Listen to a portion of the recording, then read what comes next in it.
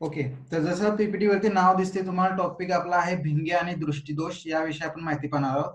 भिंगांमध्ये सविस्तरपणे आपण भिंगांचे प्रकार कोणते आहेत, नंतर भिंगांचे उपयोग काय असतात, भिंगांच्या किरणांचे रेखन कसे केले जाते, तसेच भिंगांद्वारे मिळणाऱ्या प्रतिमा कशा मिळतात, याचा अभ्यास आज आपण आजच्या सेशनमध्ये करणार आहोत. तत्पूर्वी आपण आपल्याला माहित आहे की आपण कोणत्याही टॉपिकला सुरुवात करण्या अगोदर त्या विषयासंबंधित एक माइंड मॅप घेत असतो. असाच एक माइंड मॅप तुम्हाला स्क्रीनवरती दिसत आहे. जसं की भिंग हा शब्द लिहिलेला आहे आणि भिंगाशी संबंधित असे शब्द तुम्हाला सांगायचे आहेत की जे त्या शब्दाशी निगडीत शब्द आहेत.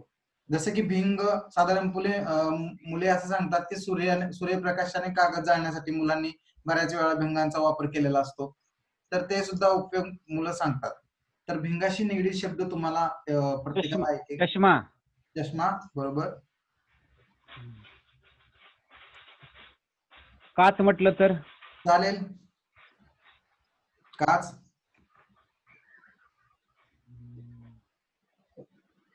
सिनेमागृह किंवा त्याच्यामध्ये जे काही मशीन असतं त्याला भिंग वापरलं जातं. प्रोजेक्टर. प्रोजेक्टर. हा. अजून बाकीचे शिक्षकांनी जे सांगितले ते चालेल, सर्वांनी बोलायचं. कॅमेरा, मोबाईल याच्यामध्ये भिंगाचा वापर केला जातो. बरोबर.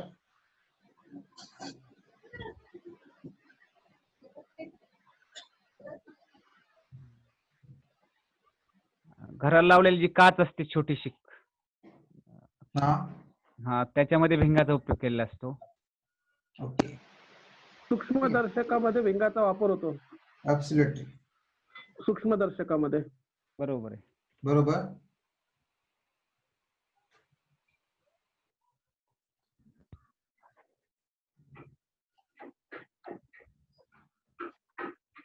ठीक आहे. तर बरेच शब्द असे दुर्बिणीमध्ये भिंगाचा उपयोग केला जातो. दुर्बीण. दुर्बिणीमध्ये, राईट. दुर्बिणी असतील, टेलिस्कोप असेल, त्यामध्ये भिंगांचा वापर केला जातो. त्याचबरोबर घड्याळाची दुरुस्ती करण्यासाठी सुद्धा ते भिंगांचाच वापर करतात. बरोबर. ठीक आहे. आता भिंग म्हणजे नेमकं काय, तर भिंग एक पारदर्शक माध्यम आहे किंवा एक मटेरियल आहे काचेचं. काचेपासून भिंग तयार होते आणि भिंगाचे जर समजा दोन पृष्ठभाग गोली असतील आणि बाहेरच्या बाजूने फुगीर असतील तर त्याला आपण बहिर्वक्र भिंग किंवा द्विबहिर्वक्र भिंग असे म्हणतो. आणि मध्यभागी कडेपेक्षा मध्यभागी जर चपटे असेल तर आपण त्याला काय म्हणतो, अंतर्वक्र भिंग असं म्हणतो. तर भिंगांची त्याच्या रचनेनुसार किंवा त्याची जी संरचना आहे त्यानुसार त्याचे प्रकार पडलेले आहेत. तर ते प्रकार कोणते आहेत ते आपण पाहूया. पुढे एक स्लाइड तुम्हाला दिसत आहे भिंगांचे प्रकार. त्यामध्ये भिंगांचे प्रकार दिलेले आहेत. 6 प्रकार दिलेले आहेत. त्यातले पहिले तीन जे आहेत ते बहिर्वक्र भिंगांचे प्रकार आहेत आणि नंतरचे 3 जे आहेत ते अंतर्वक्र भिंगांचे प्रकार आहेत.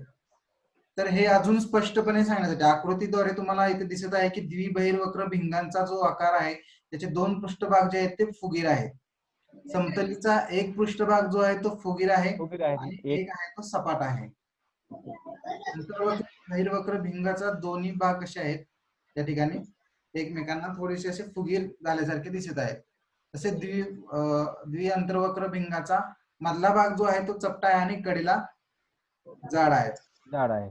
ठीक आहे. समतलीमध्ये सेम तसंच एक भाग आतल्या बाजूने झालेला आहे आणि एक भाग सपाट आहे. आणि अंतर्वक्री बहिर्वक्र आणि बहिर्वक्री अंतर्वक्र हे दोन्ही जवळपास एकसारखेच बाजूने वक्र आहे. तर यावर आधारित आपण एक व्हिडिओ आहे तो व्हिडिओ पाहूया की जेणेकरून आपल्याला अजून चांगल्या प्रकारे हे संकल्पना स्पष्ट होतील. एक मिनिट.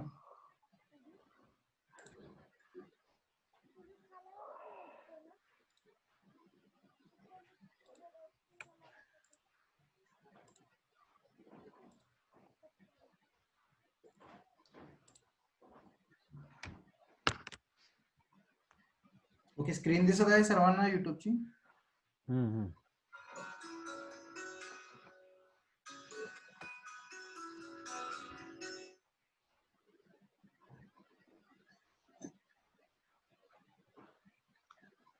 बघण्यासाठी वापरल्या जाणाऱ्या विविध उपकरणांमध्ये भिंगे वापरली जातात.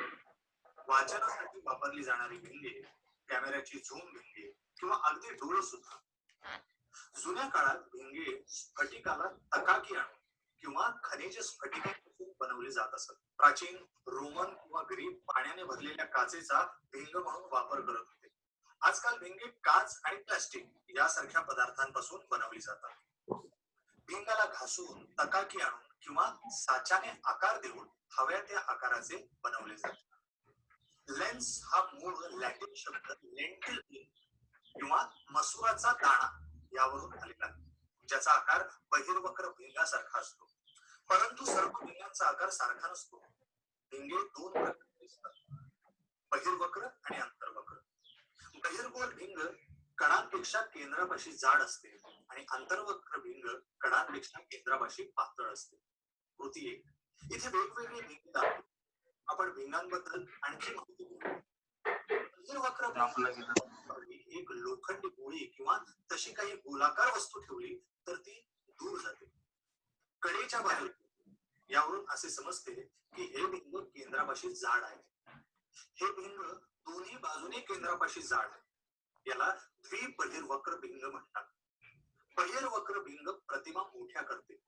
एका चौकटीत किंवा दांड्याला लावलेल्या बहिर्वक्र भिंगाला मॅग्निफाइंग ग्लास म्हणतात. बहिर्वक्र भिंगामध्ये प्रकाश किरण अपवर्तनानंतर मुख्य अक्षावर एकत्र येतात. त्यामुळे एका बिंदूवर प्रकाशाची तीव्रता जास्त होते. या कारणासाठी मोठ्या बहिर्वक्र भिंगांचा उपयोग वर्षानुवर्षे कागद जाळण्यासाठी केला जातो. या भिंगाचा उपयोग दुर्बिणी आणि सूक्ष्म दर्शकांमध्ये सुद्धा केला जातो. समतली बहिर्वक्र भिंगे. हे भिंग केंद्रापाशी एकाच बाजूला जाड असते आणि दुसरी बाजू सपाट असते. या भिंगाला समतली बहिर्वक्र भिंग असं म्हणतात. समतली बहिर्वक्र भिंगाच्या गोलीय बाजूमुळे प्रकाश किरण केंद्रित होतात, पण सपाट बाजूमुळे प्रकाश केंद्रित होत नाही. समतली बहिर्वक्र भिंग प्रकाश केंद्रित करण्यासाठी आणि प्रकाशाचे एकत्रीकरण करण्यासाठी वापरतात. अँटी रिफ्लेक्टिव्ह मुलामध्ये भिंगांचा उपयोग प्रतिमा बनवण्यासाठी लेझर किंवा फायबर ऑप्टिक्स मध्ये सुद्धा केला जातो. आंतरवक्र भिंगे. तीच कृती आपण आंतरवक्र भिंगांसाठी करूया. लोखंडी गोळी केंद्रापाशी राहील याचा अर्थ भिंग केंद्रापाशी पातळ आणि कडांना जाड. आंतरवक्र भिंगामुळे छोटी आणि स्पष्ट प्रतिमा मिळते. या भिंगांचा उपयोग बहिर्वक्र भिंगांबरोबर कॅमेरा, दुर्बीण आणि द्विनेत्री दुर्बीण म्हणजे बायनेक्युलर यामध्ये सुद्धा केला जातो. समतली अंतर्वक्र. समतली अंतर्वक्र भिंग हे ऋणगोलीय भिंग आहे. तिची एक बाजू अंतर्वक्र आणि दुसरी बाजू सपाट असते. समतली अंतर्वक्र भिंगांचा उपयोग प्रकाश किरणांचे अपसरण करण्यासाठी किंवा दिसण्यासाठीच्या रचनेचे नाभिय अंतर वाढवण्यासाठी केला जातो. अंतर्वक्र बहिर्वक्र भिंगे. ज्या भिंगांमध्ये दोन्ही पृष्ठभाग आतल्या बाजूने गोलीय असतात आणि एक बहिर्वक्र आणि दुसरा अंतर्वक्र असतो त्यांना अंतर्वक्री बहिर्वक्र भिंगे म्हणतात. ते कडेपेक्षा केंद्राजवळ जाड असतात. प्रकाश किरणांची तीव्रता कमी होऊ नये म्हणून अनियमित वर्तन ह्या प्रकारचे भिंग वापरतात.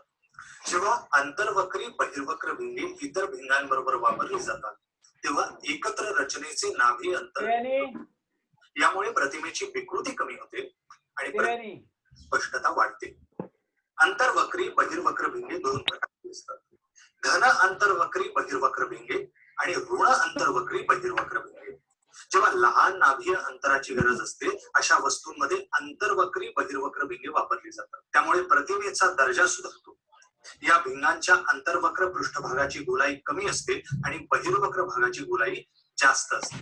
ऋण अंतर्वक्री बहिर्वक्र भिंगे जास्त अपवर्तनांक असलेल्या इन्फ्रारेड पदार्थाच्या उपकरणांमध्ये वापरली जातात. ही भिंगे बाकी जास्त गोलाईच्या ऋण भिंगांना पर्याय म्हणून वापरली जातात.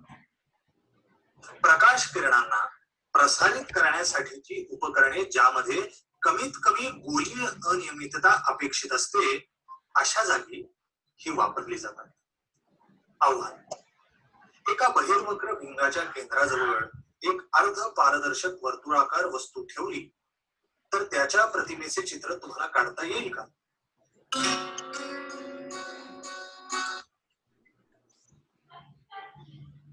तर या व्हिडिओमध्ये आपल्याला अगोदरची जी इमेज दाखवलेली होती त्या इमेज विषयी पूर्ण माहिती जवळपास दिलेली आहे. तर मी जास्त एक्सप्लेन करत नाही आता यावरती, आपण पुढे जाऊया.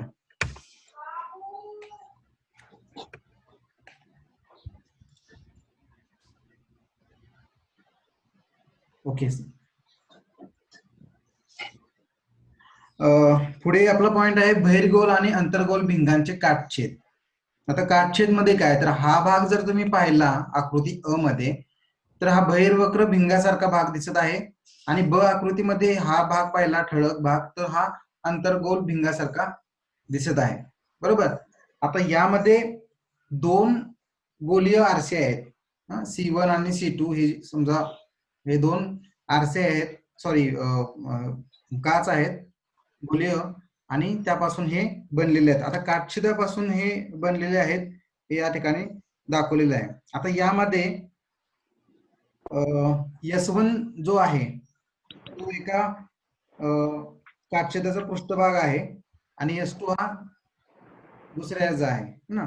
आता यावरती आपल्याला बऱ्याचशा संज्ञा दिसत आहेत, S1, R1.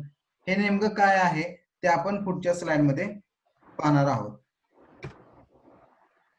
आता महत्वाच्या संज्ञा कुठल्या आहेत, तर वक्रता केंद्र. वक्रता केंद्र कशाला म्हणतात, की भिंगाचा पृष्ठभाग ज्या गोलाचा भाग आहे त्या गोलाच्या केंद्रास वक्रता केंद्र म्हणतात.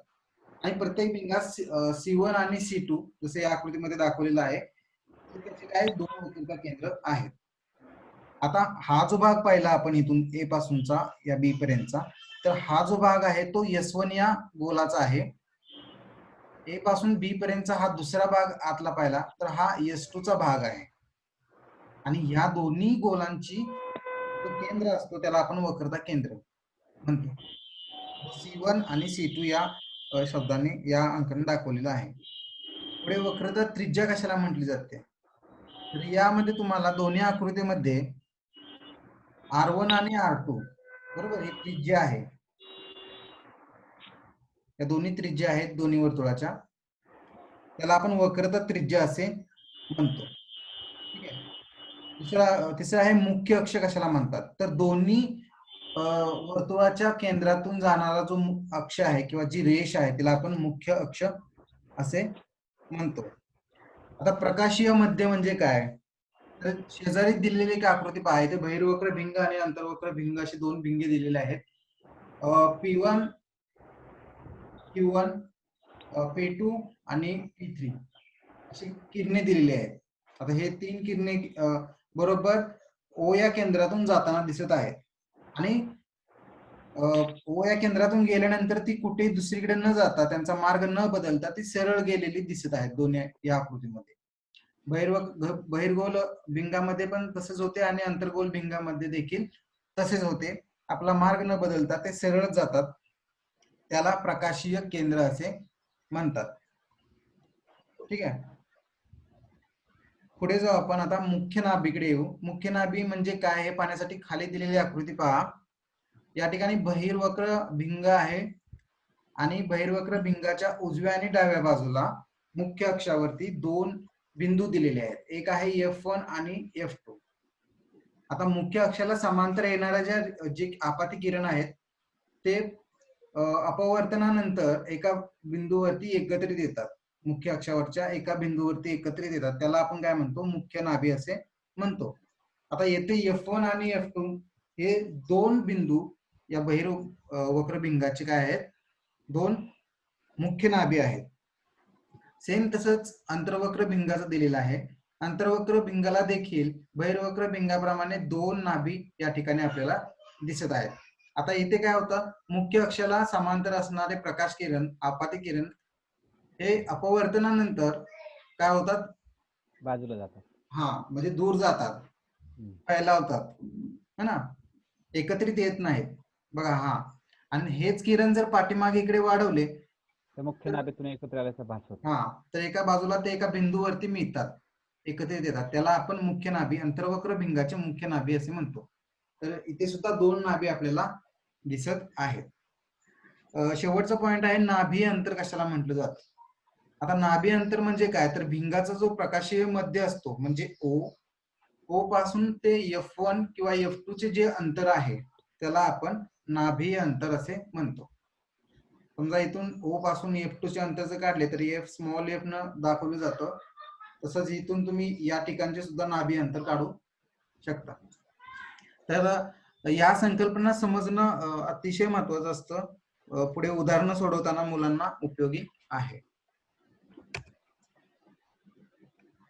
पुढे आहे अपवर्तित किरणांचे रेखन.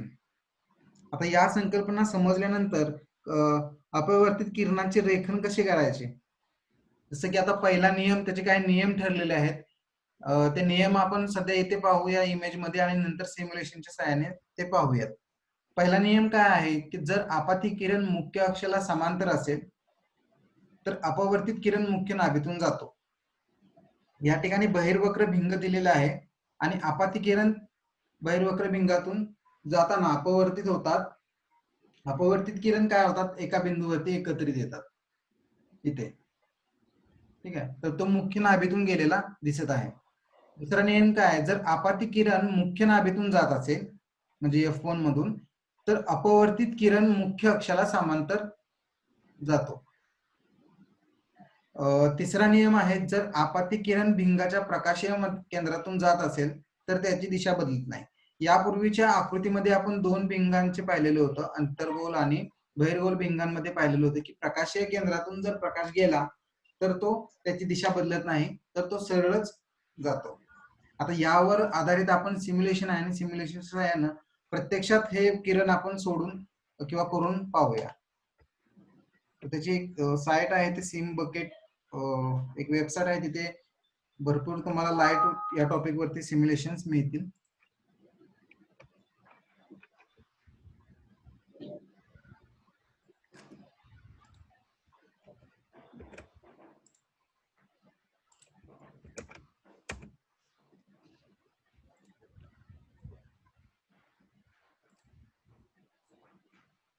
ओके, तर हे सिम्युलेशनची एक वेबसाईट आहे, त्याचे होम पेज ओपन झालेलं आहे. या ठिकाणी तुम्हाला काही F1 2 FF दिसत आहे आणि 2F दिसत आहेत है ना. तर हा जो आहे तो F1 आहे माझ्या डावीकडील, हा 2F1 आहे, उजवीकडील आहे तो F2 आहे आणि हा 2F2 आहे. म्हणजे पाठ्यपुस्तकामध्ये असंच दिलेलं आहे. सिम्युलेशन मध्ये कदाचित त्यांनी ते अपडेट केलेलं नाहीये. तर या म्हणजे आता मी सांगितलेलं फक्त लक्षात राहू द्या. उजवीकडील आहे ते 1 आहे, सॉरी डावीकडील, माझ्या डावीकडील आहे ते 1 आणि उजवीकडील आहे ते 2. ठीक आहे, तर पहिला नियम काय आहे की जर आपाती किरण मुख्य अक्षाला समांतर असेल तर अपवर्तित किरण मुख्य नाभीतून जातो. या ठिकाणी मी मेणबत्तीची हाईट थोडी वाढवतो म्हणजे थोडं क्लिअर होईल अजून. पहिला रे टाकल्यानंतर पहा, मुख्य अक्षाला समांतर गेलेला आहे हा रे आणि अपवर्तित किरण मुख्य नाभीतून गेलेला आहे. बरोबर दिसत आहे. दुसरा नियम आहे, जर आपाती किरण मुख्य नाभीतून जात असेल तर अपवर्तित किरण मुख्य अक्षाला समांतर जातो. तर मी दुसरा रे सोडतो. बघा, मुख्य नाभीतून म्हणजे F1 मधून तो गेलेला आहे, अपवर्तित झाल्यानंतर तो मुख्य अक्षाला समांतर गेलेला आहे. आता हे दोन किरण पहा एकमेकांना या ठिकाणी छेदत आहेत. तिसरा किरण आपण सोडूया, तो प्रकाशीय मध्यातून गेलेला आहे आणि तिन्ही किरण ज्या ठिकाणी एकत्रित येतात त्या ठिकाणी काय होते, या मेणबत्तीची उलट प्रतिमा तयार होते. आता आपण प्रतिमा कशा तयार होतात, त्याचे स्थान कुठे असते, मूळ वस्तू कुठे ठेवल्यानंतर प्रतिमेचे स्थान कुठे तयार होते हे आपण पुढे पाहणारच आहोत. तर नियमांचं व्हेरिफिकेशन तुम्ही या सिम्युलेशनच्या सहाय्याने करू शकता. खूप सोपं आहे. ठीक आहे, आपण पुढे पीपीटी वरती जाऊ.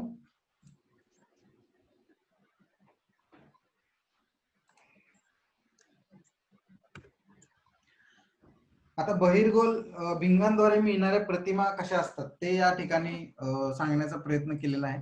एक इमेज आहे या ठिकाणी पहा, ही पाठ्यपुस्तकामधली इमेज आहे. जसं मी तुम्हाला आता सिम्युलेशन मध्ये सांगितलेलं की हा प्रकाशीय मध्य आहे O या भिंगाचा आणि त्याच्या डावीकडे काय आहे F1 2F1 आणि उजवीकडे F2 आणि 2F2.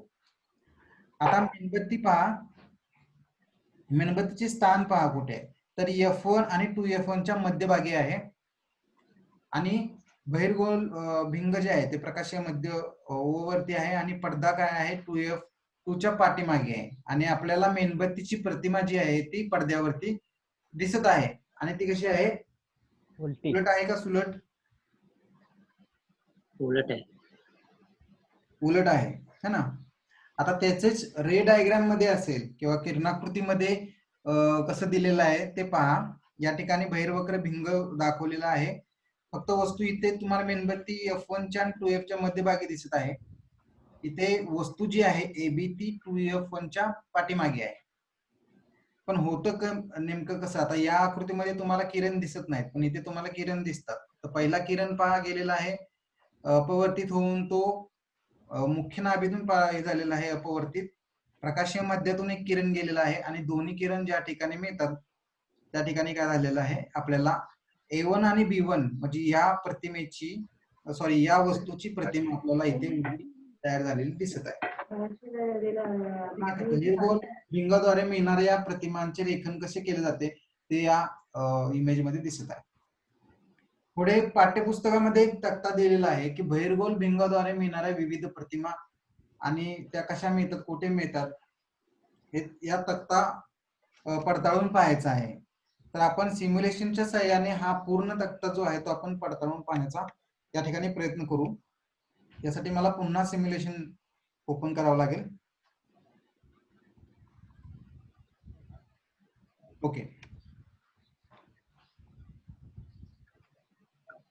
तर त्या तक्त्यामध्ये पहिला जो पॉइंट होता अनंत अंतराचा तो आपण या सिम्युलेशन मध्ये करूया.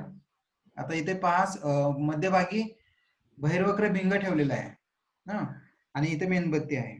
तर मेणबत्तीला मी काय करतो, वस्तूचे स्थान अनंत अंतरावरती ठेवतो. आता या ठिकाणी सिम्युलेशन मध्ये एक थोडी मर्यादा आहे की आपल्याला मेणबत्ती अनंत अंतरावरती ठेवता नाही येत, थोडी दूर आपण ठेवू आणि करून पाहू. म्हणजे 2F1 च्या पलीकडे ठेवू आपण. समजा मी इथे ठेवली आणि आता प्रतिमेचे स्थान, प्रतिमेचा आकार कसा आहे आणि प्रतिमेचे स्वरूप, समजा प्रतिमेचे स्थान त्याचे कुठे आहे, कोणाकोणाच्या मध्यभागी आहे ते सांगायचं आहे तुम्हाला. त्यानंतर प्रतिमा जशी आहे तशी आहे की उलटी आहे, सुलट आहे, लहान आहे, खूप मोठी आहे ते सांगायचं आहे. आणि प्रतिमेचे स्वरूप म्हणजे काय, तर त्यामध्ये तुम्हाला ती प्रतिमा वास्तव प्रतिमा आहे का आभासी प्रतिमा आहे, सुलट आहे का उलट आहे हे तुम्हाला. आपण काय करू, सुरुवातीला पहिला प्रकार, दुसरा आणि तिसरा. आता मला सांगा, वस्तूचे स्थान मी काय केलेलं आहे 2F1 च्या पलीकडे ठेवलेलं आहे, 2F1 च्या इकडे पलीकडे. तर प्रतिमा कुठे तयार झालेली आहे, F2 आणि 2F2 च्या मध्ये. F2 आणि 2F2 च्या मध्ये. प्रतिमेचा आकार वस्तूपेक्षा लहान आहे. लहान आहे, उलट आहे. आणि वस्तूपेक्षा लहान आहे. ओके, उलट, स्वरूप उलट आहे. उलट आणि वास्तव. ओके. आता आपण मेणबत्तीला काय करू, थोडस पुढे आणू आणि 2F2 हा सर, 2F1 कशी आपण ठेवू. हा सर, वास्तव म्हणजे वस्तू डावीकडे असणार आणि प्रतिमा राईटला असणार ना भिंगाच्या. डावीकडे वस्तू असेल भिंगाच्या. नाही नाही, ते आरशामध्ये तसं होतं, आरशाच्या पाठीमागे तयार झाल्यानंतर होतं ते. Okay okay okay. हा ओके. इथे पहा, आता आपण वस्तूला 2F1 वरती ठेवलेला आहे. तर प्रतिमेचे स्थान कुठे तयार झालेले आहे,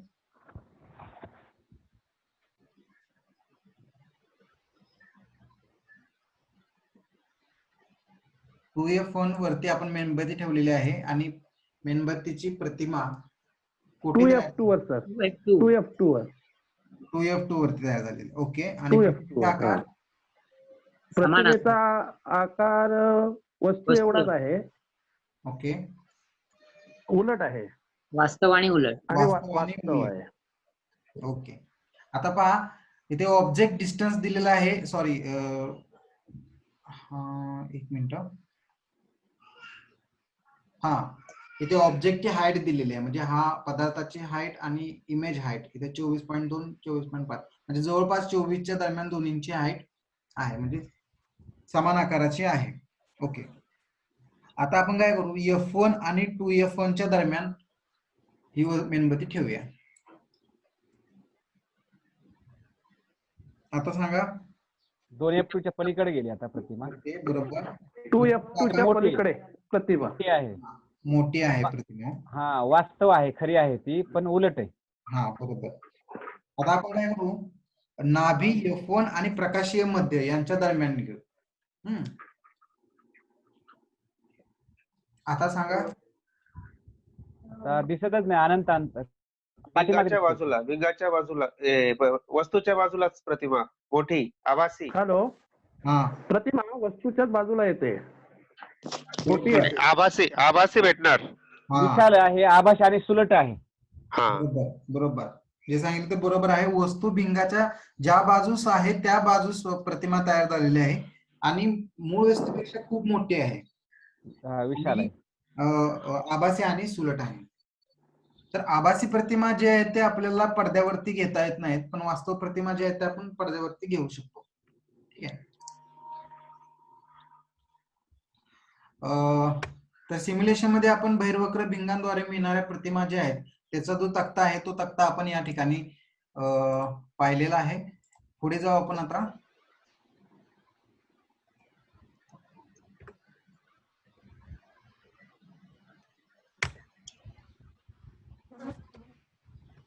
ओके.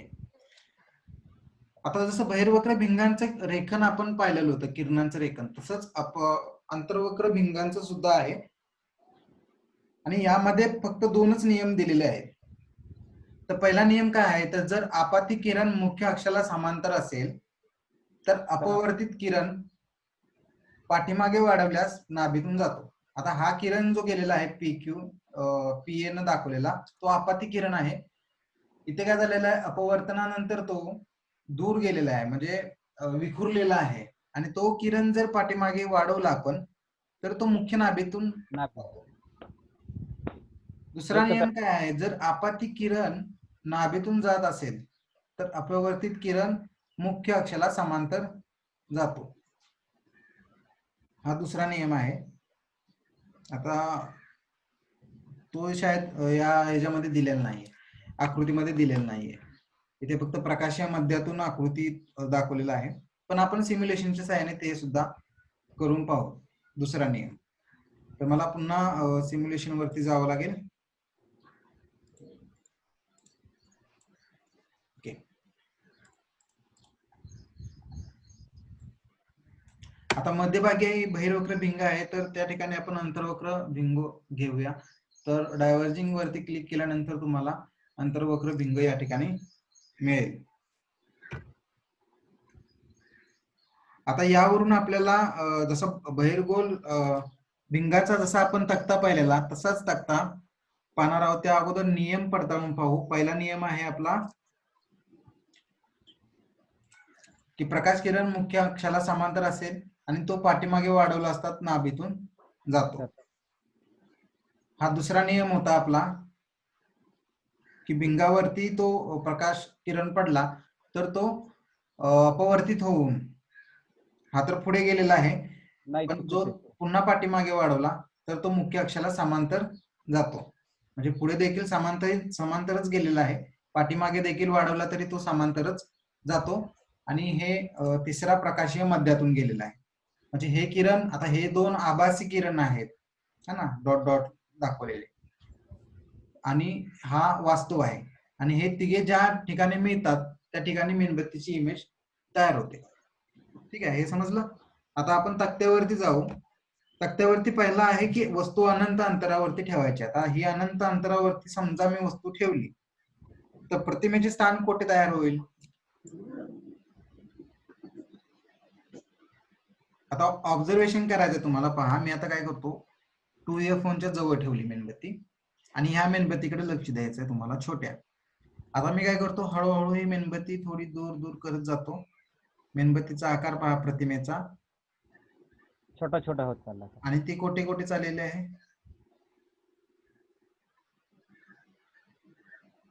आता ही मेणबत्ती मला जास्त दूर नेता येत नाही, पण अनंत अंतरावरती समजा मी घेऊन गेलो तर ही मेणबत्ती कोठे येईल आणि त्याचा आकार केवढा असेल. F1 वर बिंदुरूप. F1 बिंदूवरती येईल, बरोबर. आणि आभासी आणि सुलट असणार. आभासी आणि सुलट असेल, बरोबर. आणि प्रतिमेचा आकार प्रतिमेचा आकार लहान असेल. खूप बिंदू स्वरूप असणार, लय लहान. हा, खूपच लहान आणि बिंदू स्वरूपात असेल. ठीक आहे. आता दुसरा आहे प्रकाशीय केंद्र व अनंत अंतर यामध्ये कोठेही ठेवा. हा प्रकाशीय मध्ये O आणि इकडचा अनंत अंतर त्यामध्ये तुम्ही कोठेही ठेवू शकता. आता मी काय करतो, 2F1 वरती मेणबत्ती ठेवतो. आता सांगा त्याची प्रतिमा कुठे तयार झाली. O व F1 मध्ये. F1 आणि O. O म्हणजे प्रकाशीय मध्ये यांच्या मध्यभागी. प्रकाशीय मध्ये आणि मुख्य नाभीच्या मध्ये. हा, आता मी काय करतो, F1 आणि 2F1 च्या मध्यभागी मेणबत्ती ठेवतो. आता सांगा. सेम.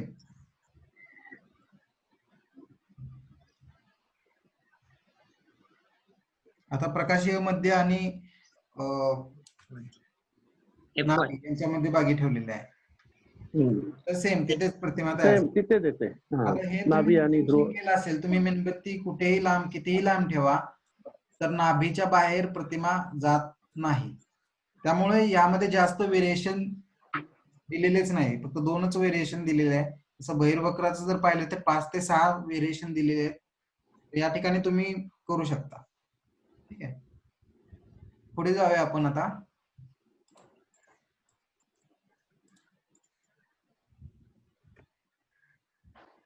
पाठ्यपुस्तकामध्ये दिलेले आहे इमेज, फक्त 2च व्हेरिएशन यामध्ये दिलेले आहे. पुढे गेल्यानंतर भिंगांसाठी काय चिन्ह संकेत दिलेला आहे. आता आलेख पाहिला असेल तुम्ही, तर आलेखामध्ये X आणि Y असे 2 अक्ष असतात. तसंच अक्षाचा काही प्रकार या ठिकाणी दिलेला आहे. आता ही पहिली आकृती आहे, बहिर्वक्र भिंगाशी संबंधित आहे आणि त्यामध्ये काही चिन्ह संकेत कसे वापरले जातात ते दिलेलं आहे. आता आपण पाहिलं की वस्तू नेहमी आपण डावीकडे ठेवत होतो आणि मुख्य अक्षाला समांतर असणारी सर्व अंतरे प्रकाशीय मध्यातून आपण मोजत होतो, बरोबर. प्रकाशीय मध्यातून म्हणजे O पासून आपण अंतर त्याचं मोजत होतो. आता ते मोजायचे कसे काय असतात, तर ते या आकृतीमध्ये दिलेलं आहे. तर या ठिकाणी पहा, ऊर्ध्व अंतरे धनने दाखवतात. म्हणजे इथून वरची जी अंतर असतील, इमेज असेल किंवा इमेजची हाईट असेल, किती हाईटची इमेज असेल, तर ती धनमध्ये सांगितली जातात. इमेज समजा इथे उलट बनत असेल, आभासी बनत असेल किंवा वास्तव बनत असेल या ठिकाणी खाली, तर ती अधोअंतरे यामध्ये दर्शवली जातात. शिवाय त्यांचं डिस्टन्स असेल या मध्यापासूनच, तर ते डिस्टन्स सुद्धा मायनस मध्ये दाखवलं जातं. तर समजा तुम्ही सिम्युलेशन मध्ये मागाशी पाहिलं असेल तर मागाशी -24 आणि मेणबत्तीची हाईट आपण 24 ठेवलेली, तर अधोअंतरामध्ये -24 दाखवत होतं. तर ते त्या प्रकारे या चिन्ह संकेताच्या साहाय्याने ते दर्शवले जातात. आता मुख्य अक्षाला लंब आणि वरच्या दिशेने मोजलेली अंतरे धन असतात. मुख्य अक्षाला लंब आणि खालच्या दिशेने मोजलेली अंतरे जे असतात ते ऋण असतात. ठीक आहे.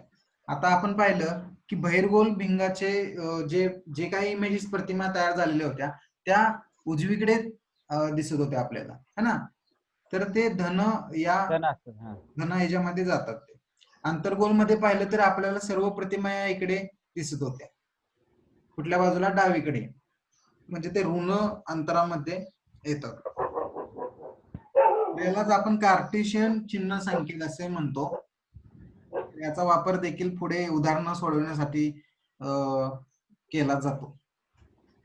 ओके, आपण पुढे जाऊ. आता पुढे काय, भिंगांचे सूत्र आणि विशालन म्हणजे काय हे सांगितलेलं आहे. भिंगांचे सूत्र म्हणजे वस्तूचे अंतर स्मॉल यू ने दर्शवतात, प्रतिमेचे अंतर स्मॉल व्ही आणि भिंगांचे नाभी अंतर हे स्मॉल एफ यांचा परस्पर दाखवणारे सूत्र म्हणजे भिंगांचे सूत्र होते. आता समजा मला भिंगांचे नाभी अंतर काढायचं आहे म्हणजे EF, तर मला काय करावं लागेल, तर या सूत्राचा वापर करून प्रतिमेचे अंतर त्यातून मला वस्तूचे अंतर जे आहे ते वजा करावं लागेल. तर मला भिंगांचं काय दिसेल, नाभीय अंतर. म्हणजे कोणत्याही यातली एखादी कन्सेप्ट तुम्हाला प्रतिमेचे अंतर काढायचं असेल तर या सूत्रांचा वापर करून तुम्ही ती माहिती मिळवू शकता. आता विशालन म्हणजे काय, तर त्या प्रतिमेच्या उंचीची वस्तूच्या उंचीशी असणारे गुणोत्तर.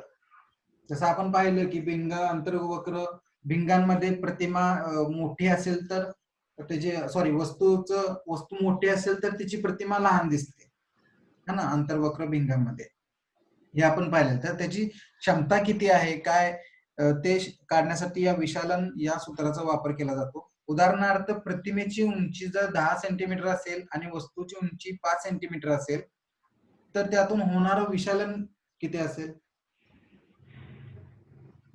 2. 2. बरोबर. तर या सूत्राच्या सहाय्याने भिंगांचे विशालन काढले जाते.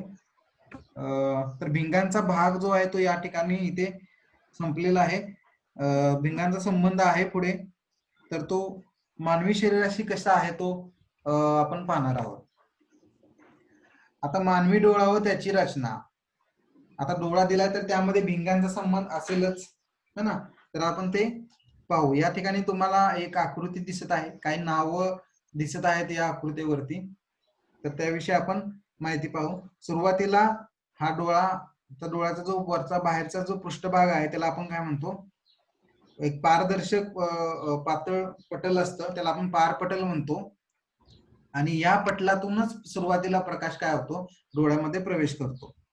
आता डोळ्यात प्रवेश करणाऱ्या प्रकाशाचे जास्तीत जास्त जे अपवर्तन जे आहे ते या पटलाद्वारेच होतं. आता या पटलाच्या पाठीमागे जर आपण पाहिलं तर एक गडद मांसल पडदा असतो, त्याला आपण बुब्बुळ म्हणतो. ठीक आहे, हा गडद मांसल जो पडदा दिसतो तुम्हाला याला आपण बुब्बुळ म्हणतो किंवा परितारिका शब्द दिलेला आहे. आता या बुब्बुळाच्या मध्यभागी काय असतं, तर एक बदलत्या व्यासाचं छिद्र असतं, हे या ठिकाणी दिसत आहे, त्याला आपण बाहुली म्हणतो. ठीक आहे. आता डोळ्यात प्रवेश करणाऱ्या प्रकाशाचे प्रमाण नियंत्रित करण्यासाठी या डोळ्याच्या बाहुलीचा उपयोग होत असतो. आता या पारपटलातून येणारा जो प्रकाश आहे तो बाहुलीवरती येतो आणि तिथून तो नियंत्रित करते ती बाहुली, आपल्याला किती प्रकाश हवाय, किती प्रमाणामध्ये प्रकाश हवाय, तर त्यानुसार ते छिद्र जे आहे ते छोटं आणि मोठं होत असतं. आता ते छोटं आणि मोठं कसं होत असतं, जर प्रकाश जास्त असेल तर बाहुलीचे काय होते, आकुंचन होते. तसेच कमी प्रकाशामध्ये काय होतं, बाहुली रुंदावते. ठीक आहे, त्यामुळे अंधारामध्ये आपल्या बाहुली डोळ्याच्या बाहुली ज्या आहेत त्या अशा रुंदावलेल्या दिसतात है ना.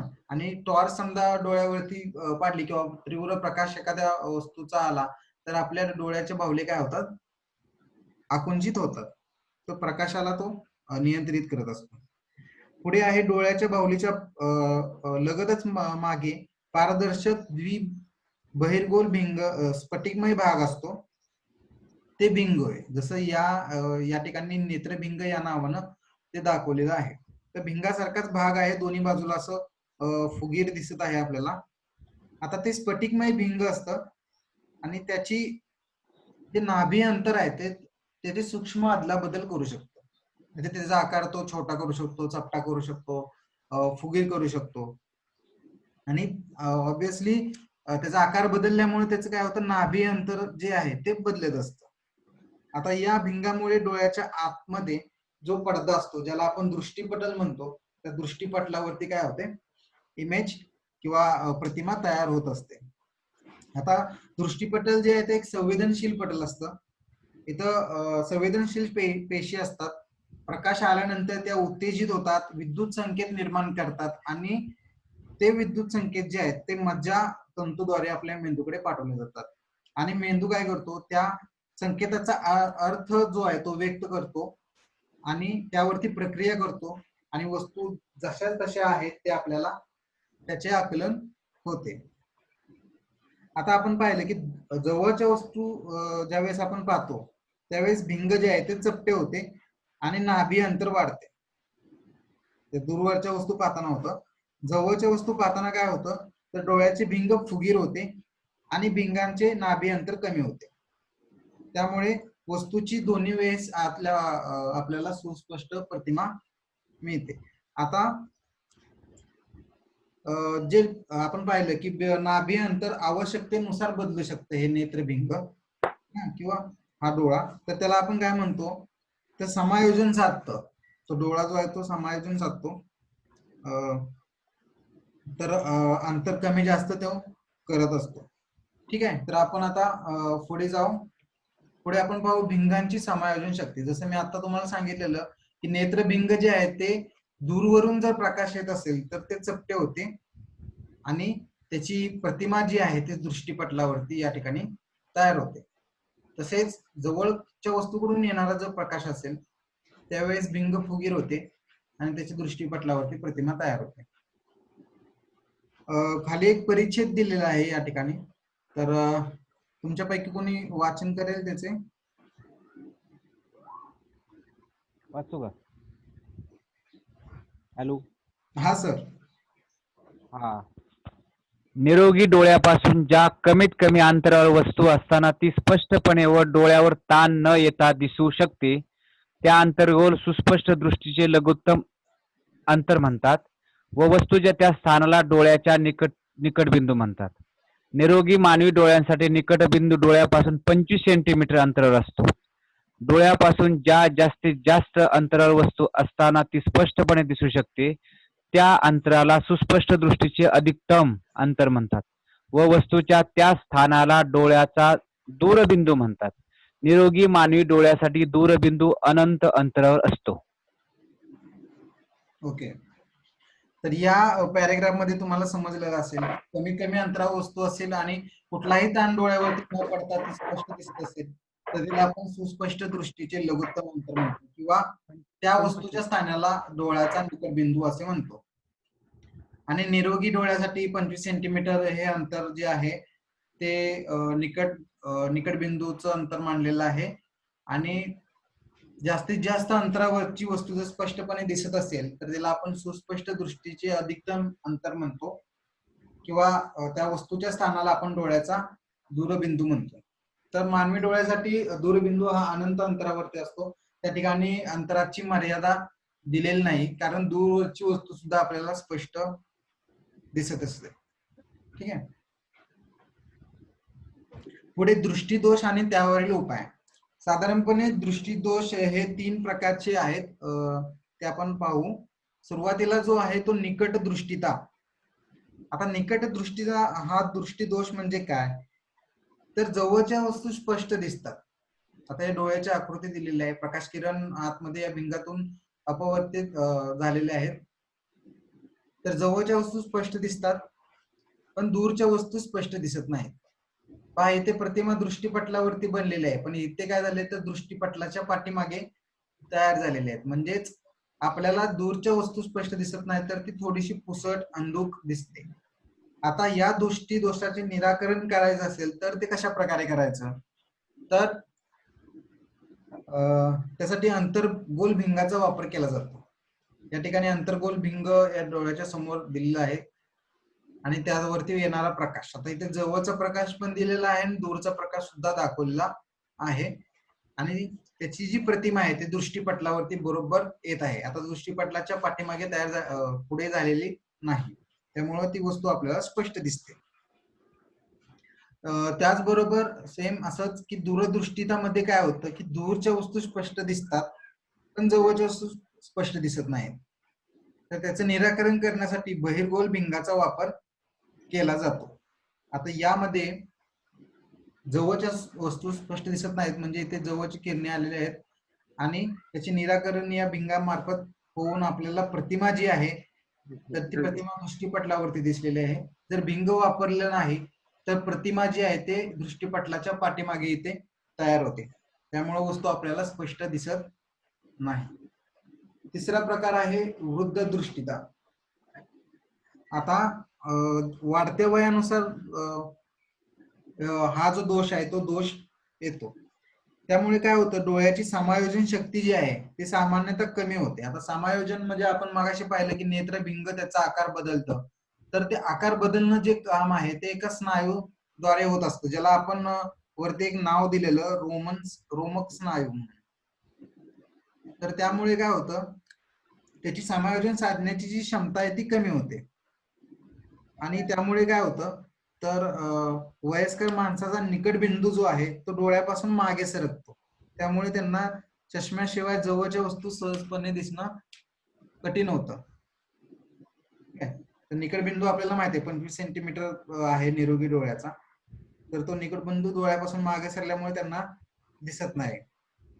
तर बऱ्याच वेळी काय होतं, अनेक लोकांना दूरदृष्टिता आणि निकट दृष्टिता असे दोन्ही दोष जाणवतात. त्यांना दूरचेही दिसत नाही आणि जवळचेही दिसत नाही. मग त्याचे निराकरण करण्यासाठी 2 चष्मे तर वापरू शकत नाही, तर एकाच चष्म्यामध्ये खालचा भाग जो आहे चष्म्याचा, जो काच आहे त्याचा खालचा भाग जो आहे तो बहिर्वक्र भिंगाचा असतो आणि वरचा भाग आहे तो अंतर्वक्र भिंगाचा. असे दोन्ही भिंगे त्या एकाच चष्म्यामध्ये वापरून तो बनवला जातो आणि त्यामुळे हा दृष्टिदोष जो आहे, दोन्ही असणारा दृष्टिदोष, तो दूर केला जातो. ठीक आहे. तर आपण आता यावरती आधारित एक व्हिडिओ आहे, तो व्हिडिओ पाहूया.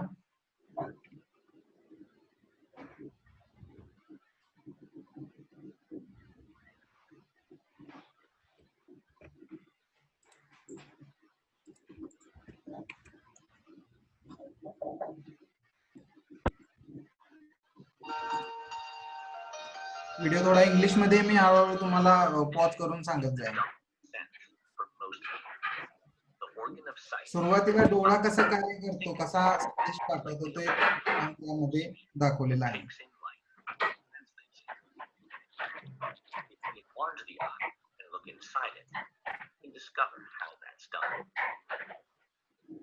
Inside the eye are various structures working together to create an image the brain can understand.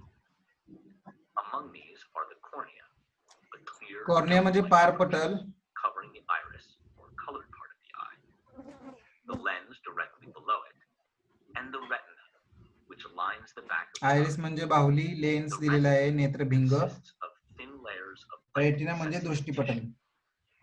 This candle can help us understand how the eye captures images and then sends them to the brain. First, the candlelight passes through the cornea मेणबत्तीचा प्रकाश पारपटलातून or refracts जात आहे. onto the lens. As the light passes through the lens, it's bent a second time. Finally, it arrives Prakash at the नियंत्रित retina, केलेला आहे where the बाहुलीद्वारे image is formed. आणि नेत्रभिंगातून तो जात आहे. Double bending, though, has reversed the image and turned it upside down. आणि नेत्र दृष्टिपटलावरती प्रतिमा मेणबत्तीची तयार झालेली आहे आणि उलट प्रतिमा तयार झालेली आहे. Fortunately, the image is turned right side up in the brain. आणि तिथून तो संदेश Before that can मेंदूपर्यंत happen, गेलेला the आहे. image needs to travel as impulses along the optic nerve and enter the brain's occipital lobe. When the image forms there, it regains its proper perspective. Now let's consider two common conditions that cause blurry vision. आता इथे The eye दृष्टिदोषाचे shape प्रकार is important for सांगितलेले keeping आहेत. focus. With normal vision, light focuses precisely. Normal vision ज्यावेळेस कुठलाही दृष्टिदोष नसतो, दृष्टिपटलावरती focal point वर What happens येतो आणि आपल्याला इमेज दिसते.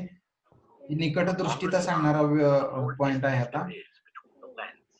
But the cornea and lens will bend light the same way. यामध्ये पहा दृष्टिपटलाच्या अगोदर तयार झालेला आहे फोकल पॉइंट त्याचा तिथे. This makes it difficult to see things that are far away. A person with a long eye is said to be nearsighted.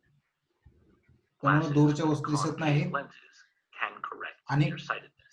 या ठिकाणी पहा कॉन्केव लेन्स म्हणजे अंतर्वक्र भिंग या ठिकाणी वापरलेलं आहे आणि जो फोकल पॉइंट अगोदर दृष्टिपटलाच्या पुढे येत होता तो इथे पाठीमागे गेलेला आहे. The lens widens the plane of light coming through the cornea. That pushes the focal point back onto the retina. Farsightedness is just the opposite. आता दूरदृष्टीसाठीचा पॉइंट आहे. When that happens, the focal point is behind the. आता दूरदृष्टीमध्ये काय होतं तर याचा focal point जो आहे तो दृष्टिपटलावरती न जाता तो पाठीमागे तयार होत आहे.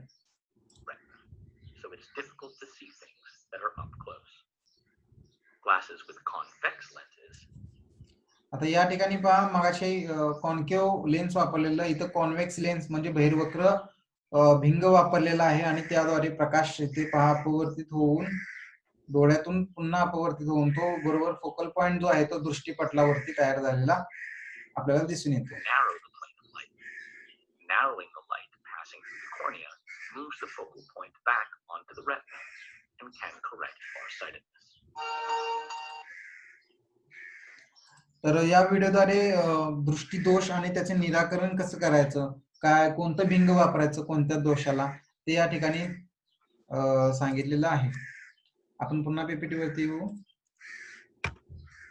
आता वस्तूचा आभासी आकार. आता दिलेल्या आकृत्यामध्ये तुम्हाला P1 आणि P1 Q1 आणि P आणि Q या दोन वस्तू ज्या आहेत त्या वस्तू समान उंचीच्या दिसत आहेत, बरोबर. पण डोळ्यापासून इथे पहा मानवी डोळा दिलेला आहे आणि डोळ्यापासून PQ जी वस्तू आहे ती जवळ आहे आणि P1 आणि Q1 जी वस्तू आहे ती दूर आहे. आता समान उंचीच्या समजा दोन वस्तू असतील, एक वस्तू आपल्या डोळ्याच्या समोर असेल आणि एक वस्तू खूप दूरवरती असेल, तर दूरवरची वस्तू आपल्याला छोटी दिसते आणि जवळची वस्तू काय आहे ती मोठी दिसते. असे का होते?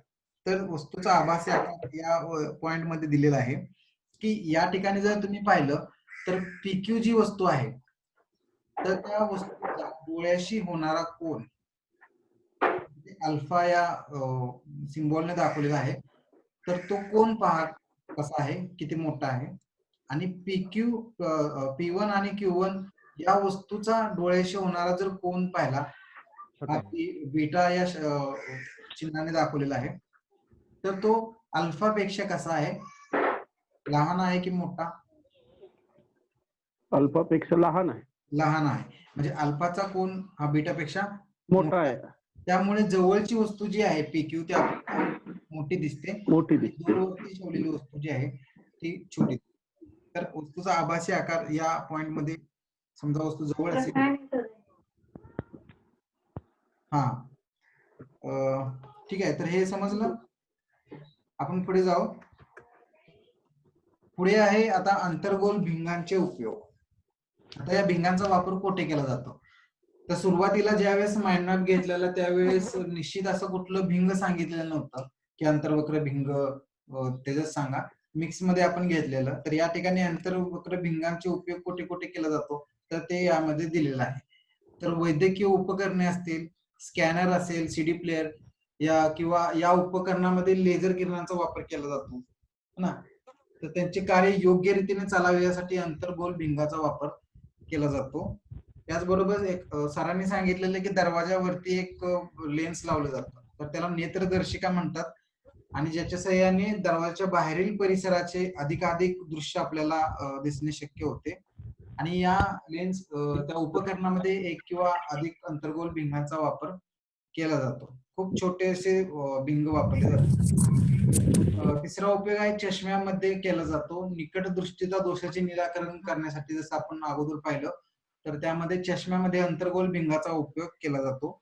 विजेरी म्हणजे टॉर्च जे आपण वापरतो त्या टॉर्च मध्ये देखील काही वेळेस अंतर्गोल भिंगांचा वापर केला जातो की प्रकाशाला विस्तृतपणे विखुरण्यासाठी या भिंगाचा वापर होतो. त्याचबरोबर कॅमेरा, दुर्बीण, दूरदर्शी या उपकरणामध्ये प्रामुख्याने बहिर्गोल भिंगाचा वापर केला जातो. पण मिळणाऱ्या प्रतिमेचा दर्जा जो आहे, काय बऱ्याच वेळ टेलिस्कोप आम्ही सेशन मध्ये वापरत असतो, तर गोल भिंगामुळे ते समजा एखादा ग्रह असेल समजा गुरु, तर तो गुरुच्या भोवतणी खूप असे रंगांचे पट्टे दिसतात, स्पेक्ट्रम जास्त दिसतो.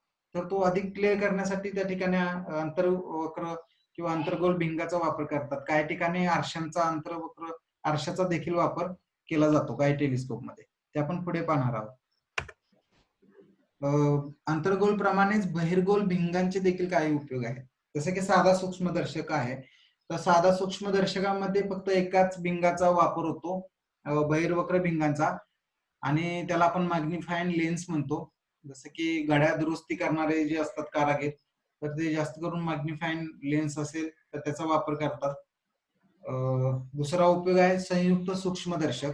तर त्याच्यामध्ये साधारण 2 भिंगांचा वापर संयुक्त सूक्ष्मदर्शकामध्ये होतो, आपण पाहिलेला आहे. त्यामध्ये पदार्थ भिंग असते, जे वस्तूच्या जे ऑब्झर्व करायची वस्तू आहे त्या वस्तूच्या वरती असते, आणि नेत्रिकामध्ये सुद्धा बहिर्गोल भिंगाचा वापर केला जातो. आणि खूप छोटी वस्तू असेल तर दोन्ही भिंगांचं या ठिकाणी समायोजन साधून खूप मोठ्या आकारामध्ये आपल्याला ती छोटी वस्तू दिसते. तर अधिकाधिक त्याचं विशालन जे आहे ते आपल्याला या 2 भिंगांच्या साहाय्याने मिळू शकते. पुढे आहे दुर्बीण किंवा दूरदर्शक. जसं आपण पाहिलं की दुर्बिणीचा वापर दूरवरच्या वस्तू पाहण्यासाठी त्याचा वापर केला जातो. तसेच टेलिस्कोप म्हणजे दूरदर्शक जो आहे त्याचा वापर सुद्धा ग्रहातील आकाशातील ग्रह, तारे किंवा इतर ज्या काही आकाशगंगा असतील त्यांचा अभ्यास करण्यासाठी टेलिस्कोपचा किंवा दूरदर्शकाचा वापर होत असतो. आता हे दूरदर्शक जे आहे, जसं मी तुम्हाला सांगितलं की 2 प्रकारचे असतात. एक आहे अपवर्तनी टेलिस्कोप, त्याला आपण रिफ्रॅक्टर टेलिस्कोप म्हणतो, जो न्यूटन यांनी रिफ्रॅक्टर टेलिस्कोपचा शोध लावलेला. तर त्यामध्ये भिंगांचा वापर जो आहे तो बहिर्वक्र भिंगांचा वापर केला जातो आणि त्यामध्ये फक्त भिंगांचाच वापर होतो. ठीक आहे, अपवर्तनी दूरदर्शक मध्ये. आणि परावर्तक जो टेलिस्कोप आहे त्यामध्ये आरसे आणि भिंग या दोन्हींचा वापर केला जातो. फक्त त्या ठिकाणी भिंग न वापरता आरसे आणि भिंगांचा वापर होतो. तर परावर्तक टेलिस्कोप जो आहे त्याला आपण न्यूटनिक टेलिस्कोप देखील म्हणतो. आणि अगोदरचा, सॉरी मी तुम्हाला थोडं हे झालं, अपवर्तनी हा जो आहे तो गॅलिलिओनी त्याचा शोध लावलेला, त्यामध्ये फक्त भिंगांचा वापर केलेला. आणि परावर्तक जो आहे तो न्यूटन यांनी वापर केलेला, त्यामध्ये आरसा आणि भिंग दोन्हींचा वापर केलेला होता. ठीक आहे, तर हे झालं टेलिस्कोप मध्ये. प्रकाशीय उपकरणे कोणकोणती आहेत, तर जसं अगोदर सांगितलं कॅमेरा, प्रोजेक्टर किंवा वर्णपटदर्शक, यामध्ये विविध प्रकाशीय उपकरणामध्ये या बहिर्गोल भिंगाचा वापर होतो. आणि शेवटचा आहे चष्मे. जसं की आपण पाहिलं की बहिर्गोल भिंगाचा वापर जो आहे तो दूरदृष्टीचा दोष निराकरण करण्यासाठी त्याचा वापर केला जातो. पुढचा पॉइंट आहे आपला दृष्टी सातत्य व रंगांची जाण. आता दृष्टी सातत्य म्हणजे काय, तर ते समजावून सांगणारा एक खूपच चांगला असा एक सोपा सरळ व्हिडिओ आहे, तो आपण व्हिडिओ पाहूया.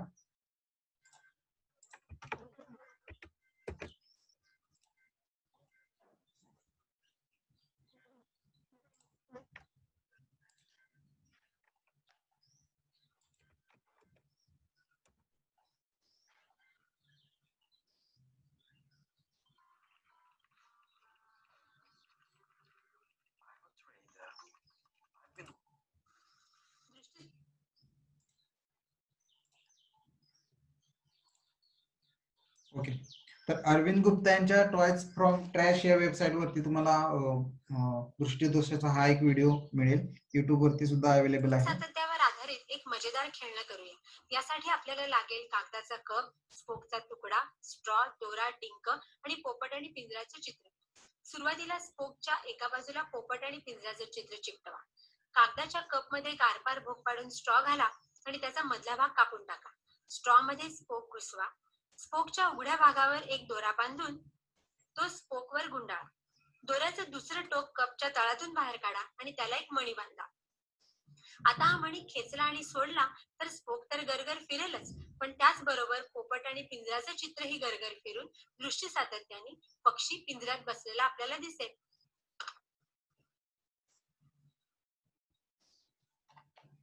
आता या व्हिडिओमध्ये फक्त त्यांनी मॉडेल बनवून सांगितलेलं आहे की दृष्टीदोष म्हणजे काय आहे आणि कसं तो पोपट त्या पिंजऱ्यामध्ये दिसत आहे. पण ऍक्च्युली यामध्ये होतं काय ते आपण पाहणार आहोत. दृष्टीदोषामध्ये काय होतं की आपण कोणतीही वस्तू, स्क्रीन दिसत आहे माझी, ओके, तर कोणतीही वस्तू आपण ज्यावेळेस पाहतो तर त्यावेळेस त्या वस्तूची प्रतिमा जी आहे ती आपल्या दृष्टीपटलावरती तयार होत असते आणि ती दृष्टीपटलावरती काही थोड्या वेळेसाठी तशीच राहत असते. आणि ज्या वेळेस दुसरी एखादी वस्तू लगेचच आपल्या डोळ्यासमोर आली तर पहिली जी प्रतिमा दृष्टीपटलावरती तयार झालेली होती आणि आता जी प्रतिमा तयार होणार आहे, जी समोरची वस्तू आहे, त्या दोन्ही प्रतिमा डोळे काय करतो वेगळे करू शकत नाही. आणि दृष्टीपटलावरती साधारणपणे एखादी प्रतिमा एका सेकंदाच्या 16व्या भागापर्यंत एवढ्या वेळापर्यंत ती तशीच राहते. त्या अगोदर समजा ती प्रतिमा बदलली किंवा ती वस्तू दूर झाली, दुसरी वस्तू आली, तर त्या दोन्ही वस्तूंच्या प्रतिमा डोळे वेगळे करू शकत नाही आणि त्या मिक्स झाल्यासारख्या आपल्याला भासतात आणि त्यालाच आपण दृष्टी सातत्य असे म्हणतो. प्रोसेस क्या होगी पे करने की? हा, हेलो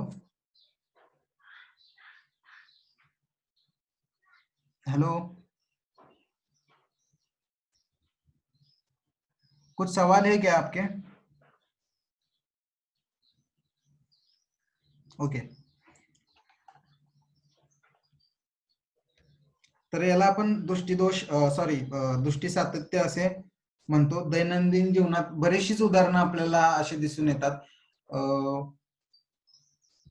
ठीक आहे, पुन्हा पुढे जाऊ. पुढे आहे रंगांची जाण. आता रंगांची जाण कशी होते, तर आपल्याला माहित आहे की मानवी डोळ्यातील दृष्टीपटल जे आहे ते अनेक संवेदनशील असतं पहिलं तर, आणि त्यामध्ये प्रकाश संवेदी काही पेशी असतात. आता त्या पेशी कोणत्या असतात, तर ज्या दंडगोलाकार आणि शंकाकार असतात.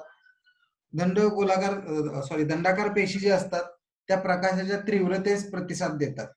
समजा प्रकाश जास्त असेल, प्रकाशाची तीव्रता किती आहे, कमी असेल तर अंधुकतेची माहिती पुरवतात, जास्त असेल तर तेजस्वितेची माहिती पुरवतात. तर या दंडाकार पेशींचं ते कार्य आहे. आणि या ज्या आहेत शंकाकार पेशी, त्या ज्या आहेत त्या प्रामुख्याने तांबड्या, हिरव्या आणि निळ्या रंगांच्या संवेदना असतात त्यामध्ये.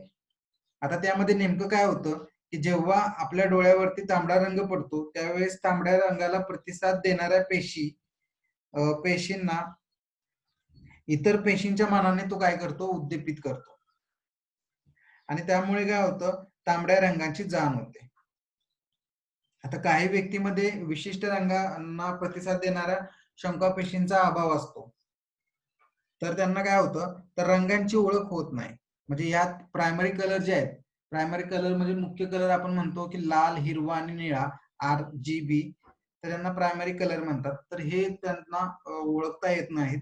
त्यांना आपण त्या व्यक्तींना रंगांधळे व्यक्ती किंवा त्यांना रंगांध जो दोष आहे तो दोष झाला असं म्हणतो.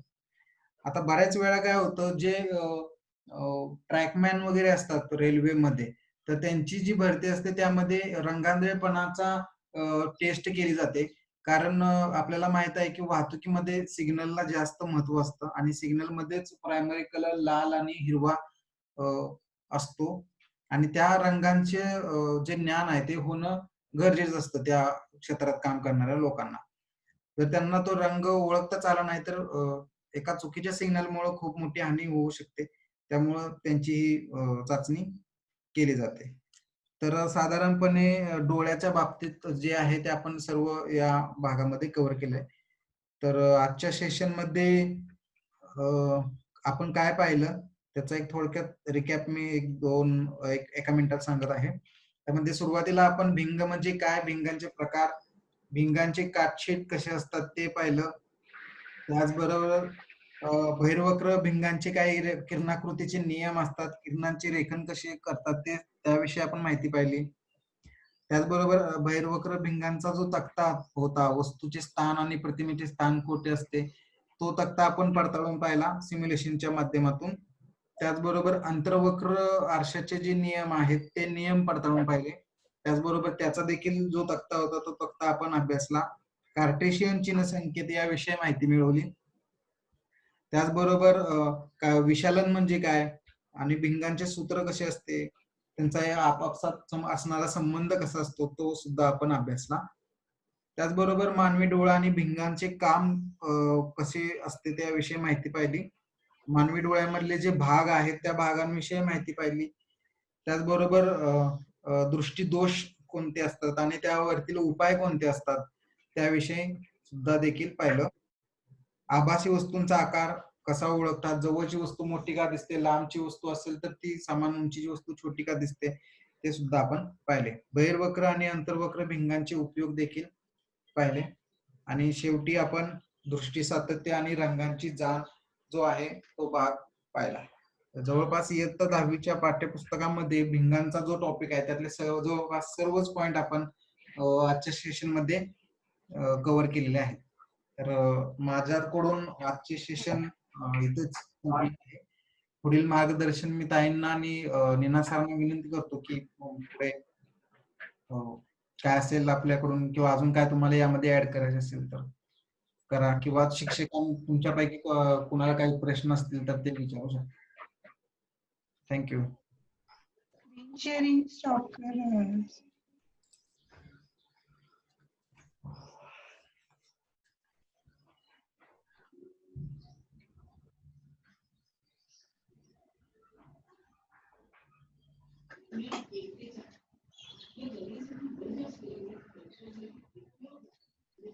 कसं वाटलं सेशन सगळ्यांना? खूप जास्त कॉन्सेप्ट एका वेळेला दिले जातात कारण आपल्याला लिमिटेड आहे ना, तेवढ्या टाइम मध्ये आपल्याला शिकवायचं आहे म्हणून. जेव्हा तुम्ही मुलांबरोबर करा तेव्हा एका वेळेला एकच संकल्पना किंवा तेवढं केलं तर जास्त चांगलं असं मला वाटतं. तुम्हाला काय वाटतं?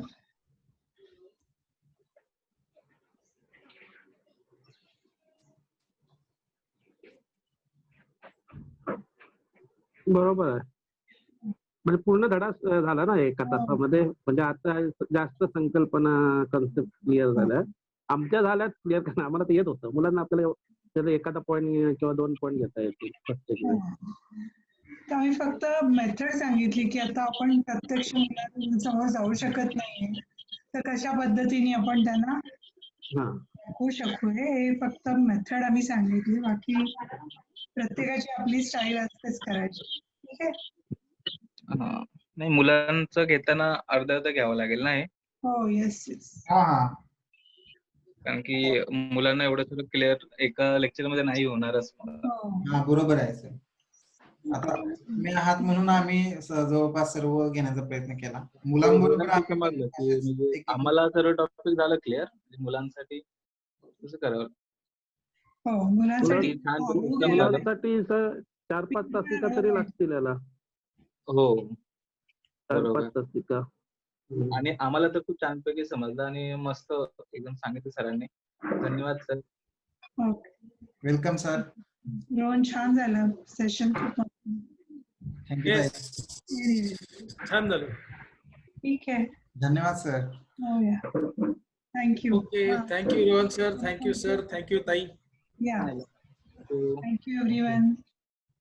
Welcome ma'am. Yeah.